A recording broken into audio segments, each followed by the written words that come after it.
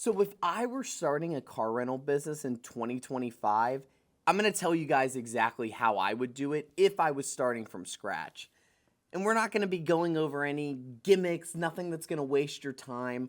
We're going to get down to the brass of how you can basically start with one car and grow to 5 cars or grow to 10 cars. I'm going to talk about how to do it in this video. And if you guys are new to the channel, to give you an idea of what I'm about, build a car rental business in the last 5 years from 5 cars all the way up to 50 cars. We've also helped other entrepreneurs scale their own car rental business. In the last year, we've helped over 70 people start a car rental business or scale their car rental business.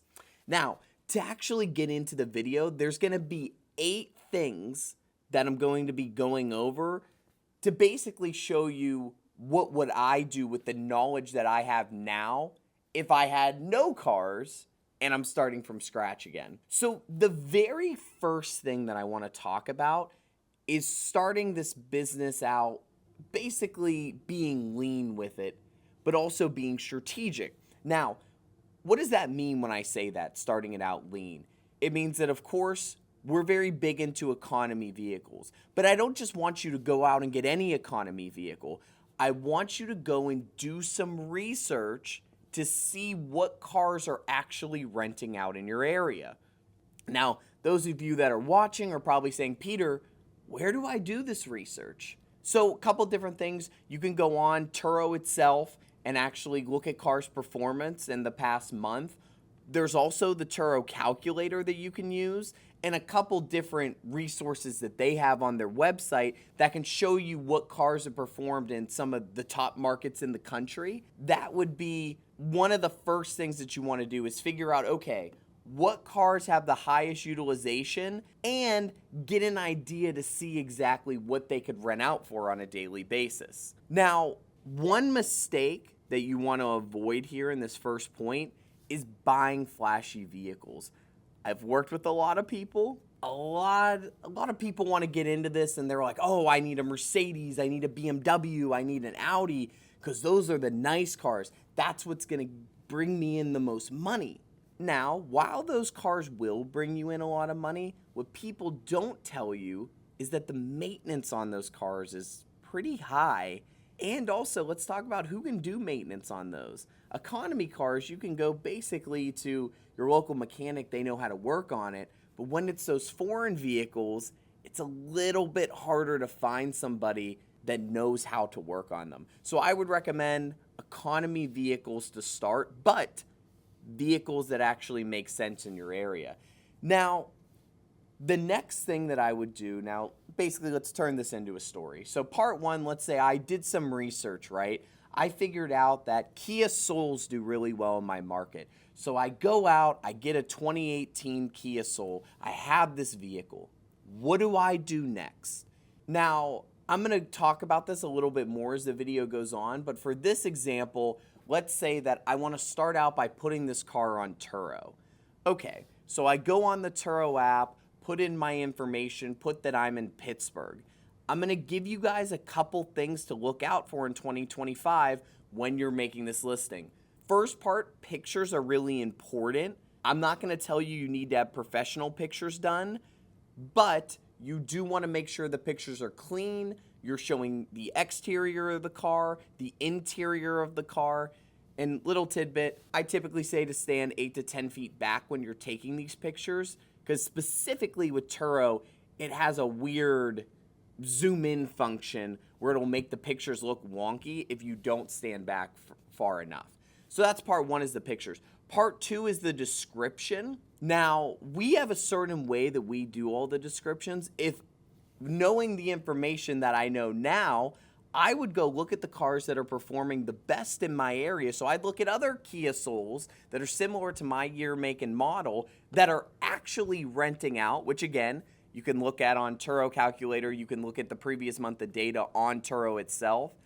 There are some other tools that you can use, but I would focus on those to start. You could use whatever description that they have, modify it a little bit so it makes sense to you. The next thing is pricing. Now, Turo has completely changed the game when it comes to pricing with their dynamic pricing feature. We have a video where we talk specifically about this, but what you need to know is that you need to look at it to see, okay, before I even got the Soul, I kind of had an idea of how much it's going to rent out for daily. Now that I have it, I might try out dynamic pricing for a minute, see where it places my car, but most likely I'm going to go in and change the specific days to basically get the most out of my car that I can. Now, next, the third thing I want to talk about here, and again, this is knowing the information that I know now, is you'd want to start building out a client funnel. Now, what does that mean? If you're somebody that's looking to start this business and you're serious, you're in it for the long haul, eventually your plan is maybe to get off the platforms and do some private rentals. So if that is your plan, maybe it would be nice to build a very simple website or funnel, right? Where after the customers they've rented your car, whether if it was on the platforms or they found you some other way, you send them to your website, say, hey, put your information in, I'll send you any discounts or things that are going to be coming up. Now you might be asking, Peter, where do I build a simple website like this? Me personally, I use Simplero to build my websites because you don't need something that's super intricate. You just need something simple where you can get a first name, phone number, and email. Now you have that customer information. So when the holidays come around, and let's say you do build a private rental business, say a year or two go by, you might get a list of 100 or 200 people. You could send them an email saying, hey, we're doing a discount for January or for February after the holidays. And that might help improve your utilization during what is quote unquote historically a slow time. Now, fourth thing I want to talk about is building standard operating procedures. And for those of you that are unfamiliar, this is basically what is your system for how you do things. And I'm going to give you an example. Example would be that, okay, you have a guest that rents a car. That car comes back. What do you do when the car comes back? What does your cleaning procedure look like? Are you wiping down all the interior with cleaner? Are you giving the car a full exterior wash? Now, the first part is you figure out exactly what your system is. Once you have that system, I recommend digitizing it for when you're going to hire staff.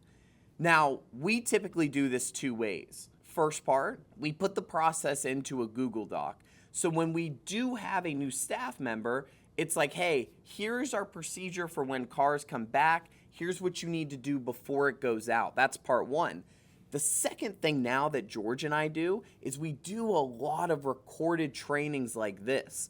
So we'll actually have a recording showing them how we're cleaning the car, exactly how we want it wiped down. What do the pictures need to look like, the before and after pictures, because that's going to be really crucial when it does come to if a car gets dinged or if there's any kind of damage. You want to make sure you're covered. So the main part of this fourth point is make sure that you develop those procedures, you put them in writing, whether if it's a Google Doc or whatever you think you want to do.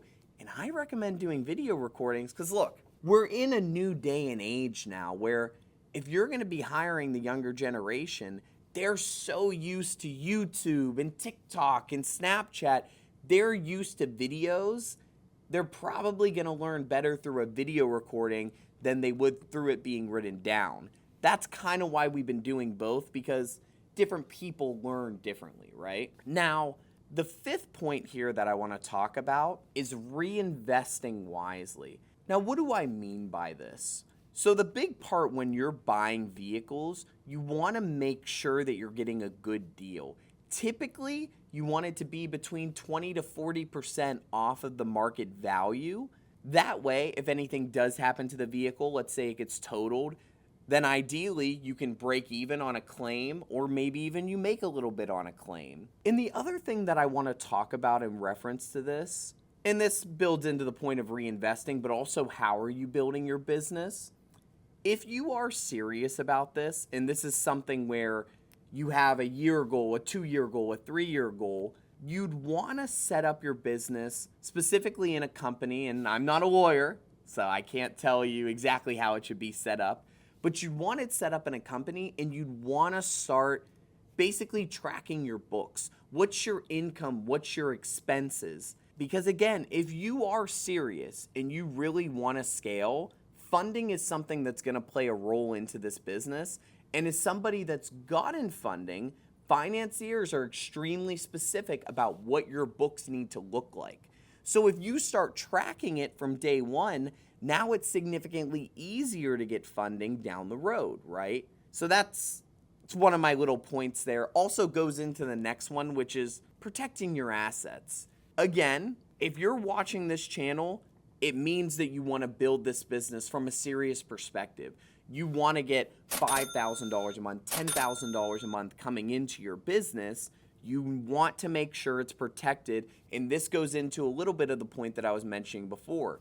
Make sure that it's set up in a company, not in your personal name, so that it's separate. That way also, again, on the funding point, you can start to build up your business credit. And George is going to be doing a video in the future talking about how exactly to build business credit and do those things, but I'll leave that to him. Now, next part, let's talk about what are we doing marketing-wise?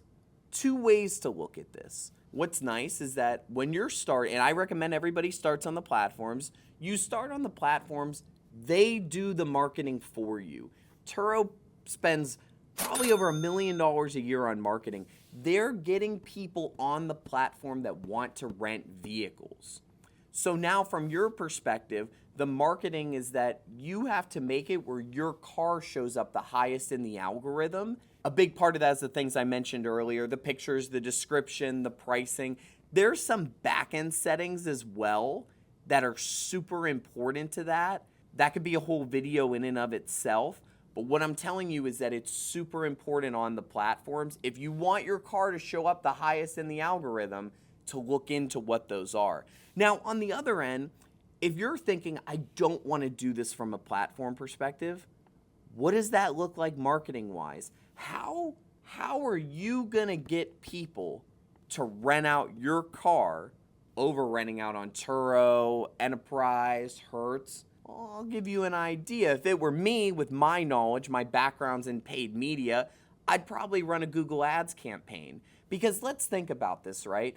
If somebody is looking to rent out a vehicle, is that something that's happening passively? Now, when I say passively, think about it when you go on your phone and you get Facebook ads, right? So Facebook ads are, you're scrolling through. Oh, wow, I see this cool thing about a golf club. I like golf clubs, maybe I'll buy it. That's not how people rent out vehicles. It's not just, they're scrolling and they might think that they want to rent a car. It's the same thing with TikTok. You're not watching TikToks and you're like, oh, here's a TikTok about renting out cars. That'd be great. Or even Snapchat. No one's clicking through Snapchat and saying, oh, wow, great, rent a car. I think Google would be the best place for marketing because what do people do when they need a rental car? Rental cars in Pittsburgh, cheap cars near me, cars that I could get for 7 days. Those are things that they're searching. And for my people that are really serious into marketing, I would figure out a way that you can also get integrated with the AI platforms that are getting more and more popular every day. Because right now, if you go into ChatGPT and you search, can you find me some rent-a-cars near me? There are cars that it's showing. So that's a little bit down a different rabbit hole. That's just my background in marketing and that's my expertise.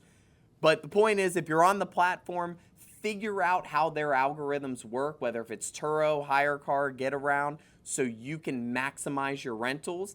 If it's private, if you want to do Google Ads, I'd probably recommend hiring a company because that's a whole skill that you'd have to figure out how to market, how to speak to your customer, what those should look like. But that's my advice in regards to that 7th point. Now, the 8th point here is that you want to make sure that you're always adapting to what's happening in the industry. Now, again, you're asking, Peter, what the heck does that even mean?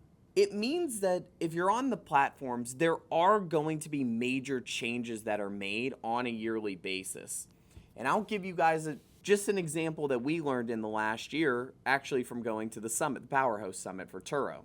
So most people think when they get started, you have to do deliveries, right? We learned at the Powerhouse Summit that Turo they want to be more transparent about fees, which means that they want there to be less basically hidden fees because now they have to show the guest every single fee that pops up. So we know from the summit, if you have a delivery fee in there, it means that your car is getting pushed down on the algorithm.